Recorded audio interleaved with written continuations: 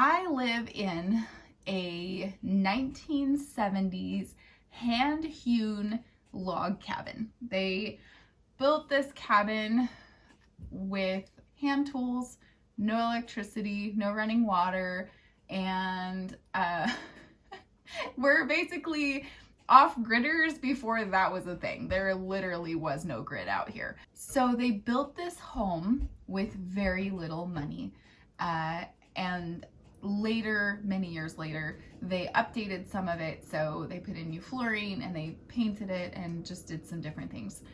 I bought it almost 10 years ago. I've slowly worked on some things, more aesthetic sort of things, and mostly the outside of the property while I've owned this house. And there are some things that really have bothered me over the past 10 years. Now, I will say something about life here. So you can't always change things that you really want to change, but I would encourage you that even if you're in a position like I am where you have a very small income,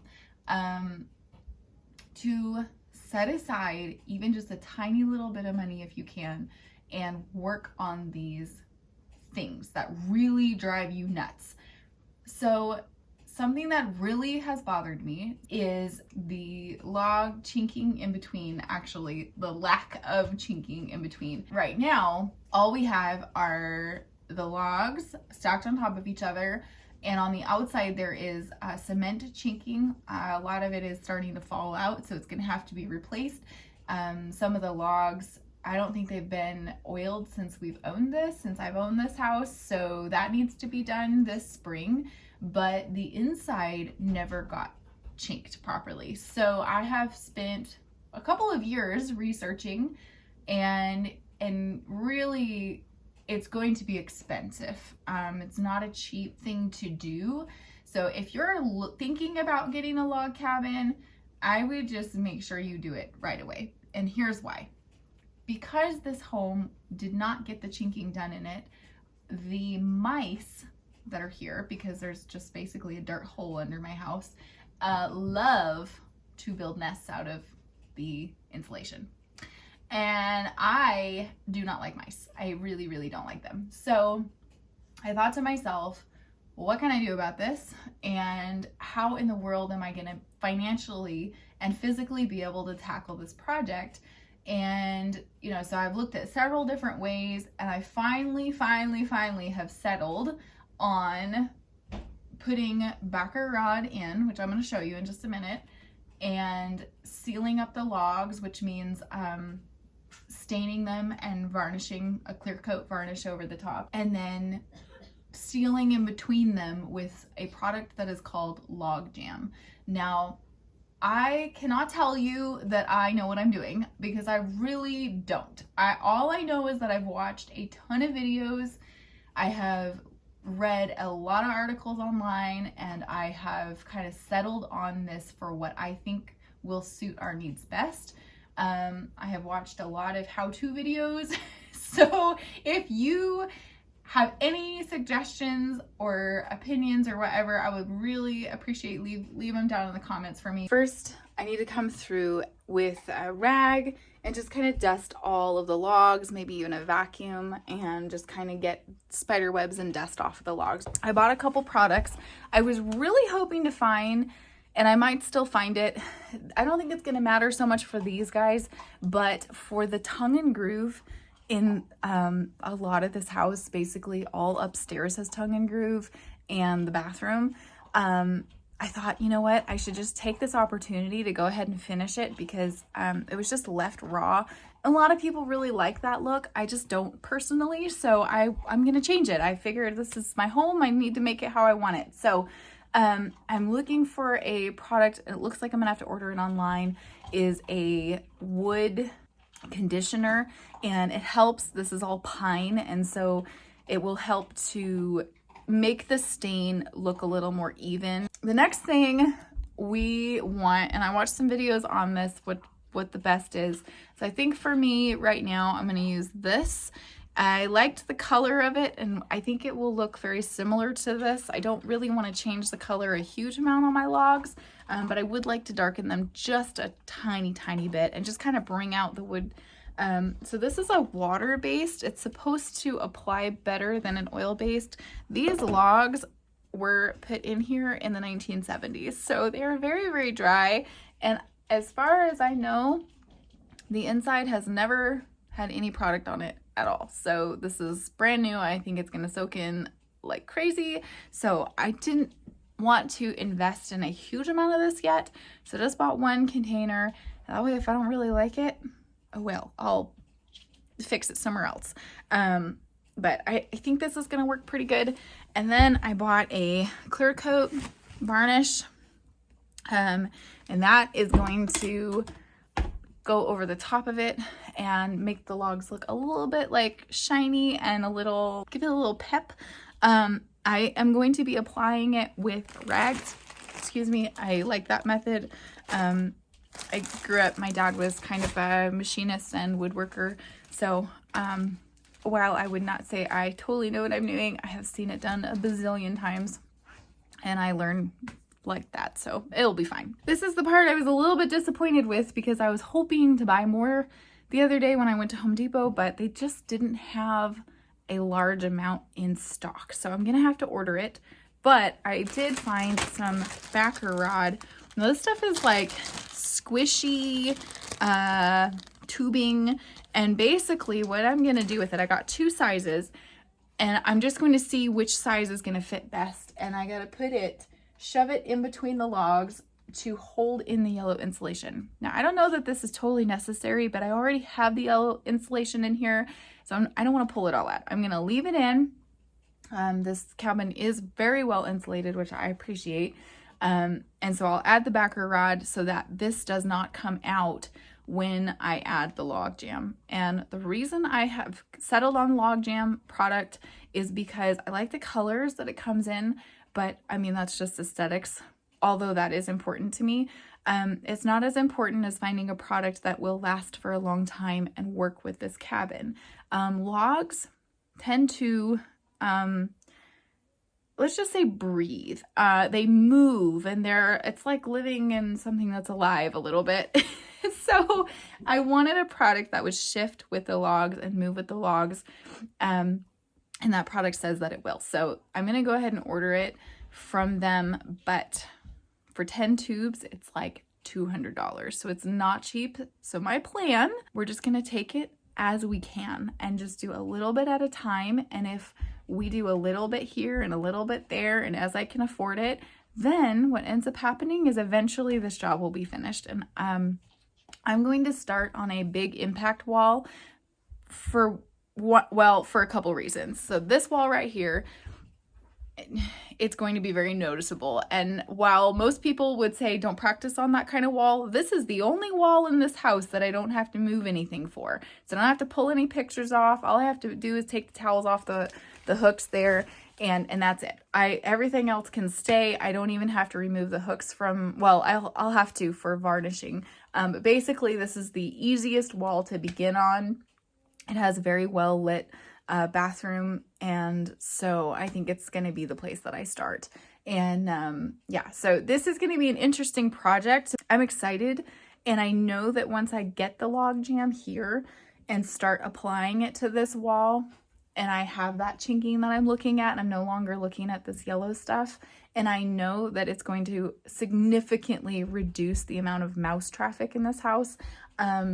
It's going to make me feel so accomplished and so good about living in this home. I think that sometimes we just get in these seasons where we just feel defeated and we feel like what we're doing isn't making a difference, and like we're a little bit stuck. But the remedy to that is this. The remedy to that is just do something, anything, get some momentum. And so I think that this is going to be really great for me. I'm kind of excited to take you guys along. So if you have any tips, please leave them below. And I'm really excited to see how this turns out.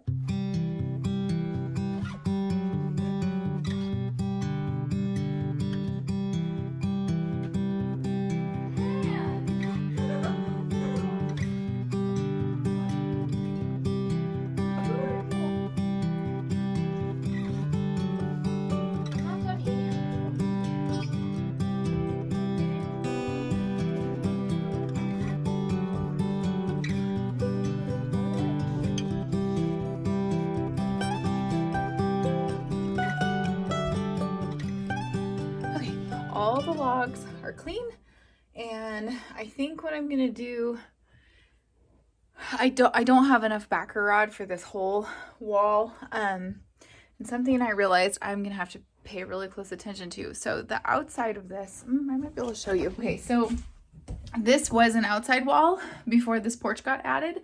And so you can see this is concrete. For chinking, you have to have something for the chinking, which is the stuff that goes in between the logs, to adhere to and to stick to. So the choice for this home, probably due to cost, to keep costs down, was to put in nails. I'm gonna have to use some kind of tool, probably just like the back end of a spoon or something, to shove the backing rod in here. I don't even know how far I'm gonna be able to get it in, but I'm gonna do my best. So I thought what I would do is start at this door. This is kind of my front door, and I'll just start adding the backer rod that I have. And like I said, it's not gonna do all of this.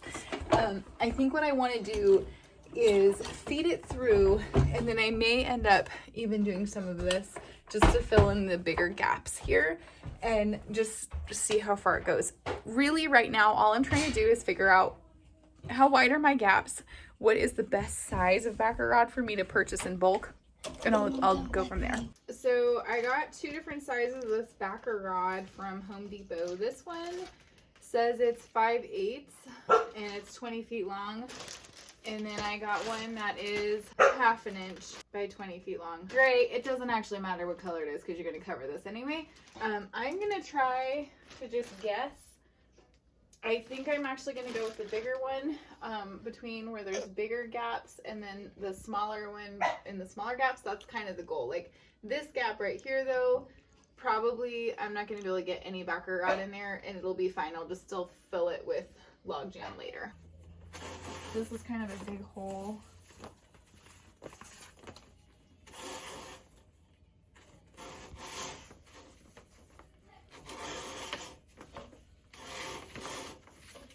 Okay.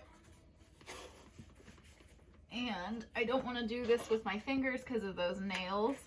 So I'm just going to shove it in and hope it stays as far as I can get it in.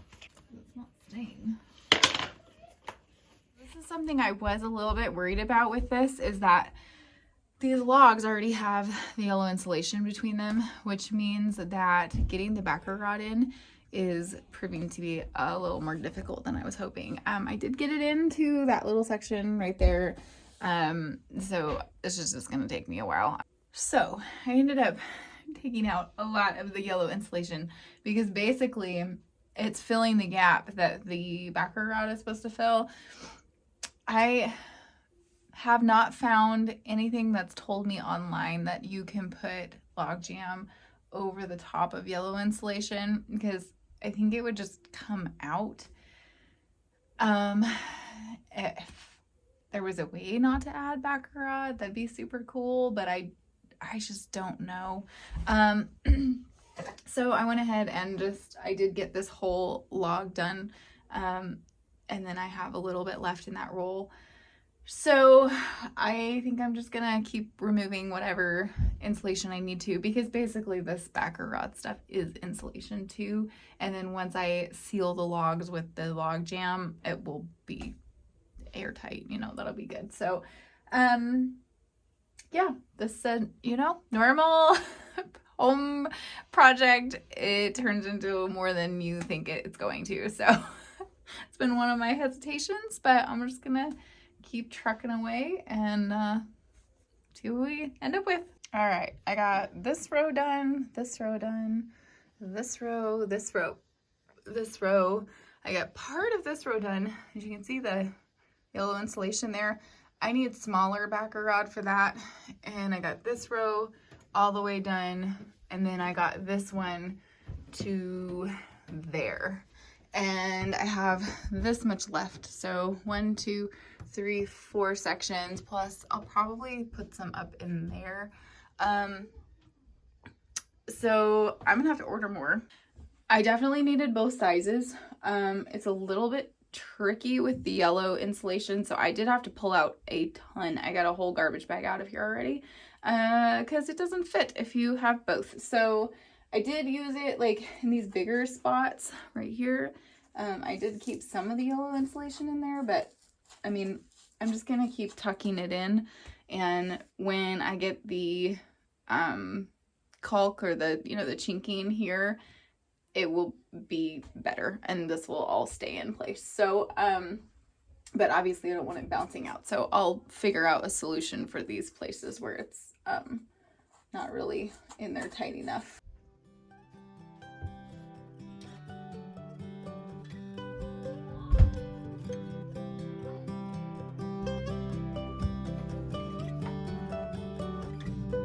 So it's gonna take more than one coat, but there is the start. I think I'm really gonna love this color because it's basically just gonna bring out what's already there. It's gonna take forever, so I will just show you as I go.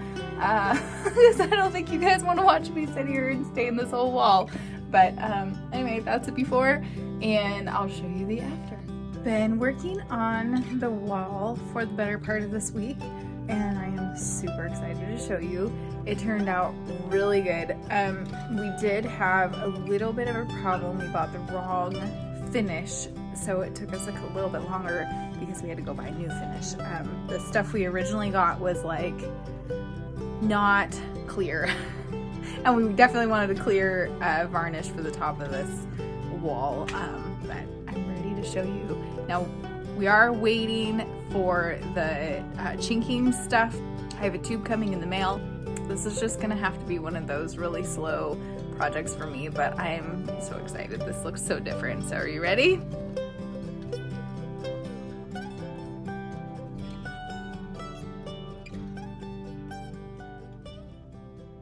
So the original wall looked like that, and then I've switched it up to what you can see there.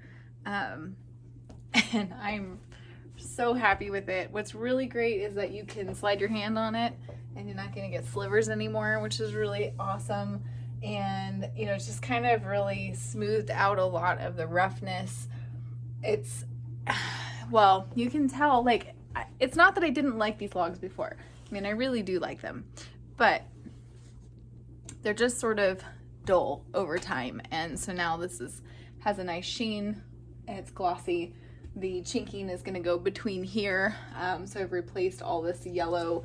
I did leave a little bit of it like here in the corners because I can't put anything there, and I'm just gonna put the log jam product right over the top of that.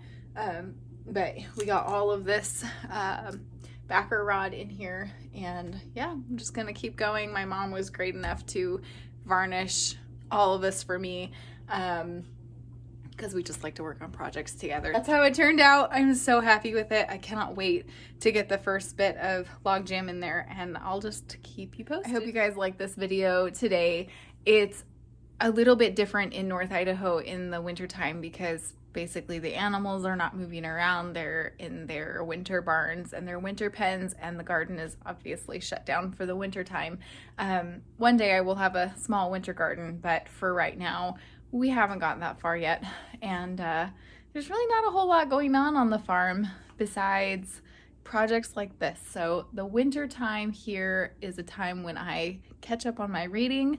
I like to try to learn new skills or practice the ones that I have already started learning and take on inside projects, cleaning up tools, cleaning up places, and you know, just doing things that I wouldn't normally have time to do, cooking extra good meals, things like that. So I just thought I would take you guys along this year for some of these type of projects, and if there's any other projects you can think of that I should try to tackle, let me know. Leave it down in the comments. See you guys in the next video. Learn and grow.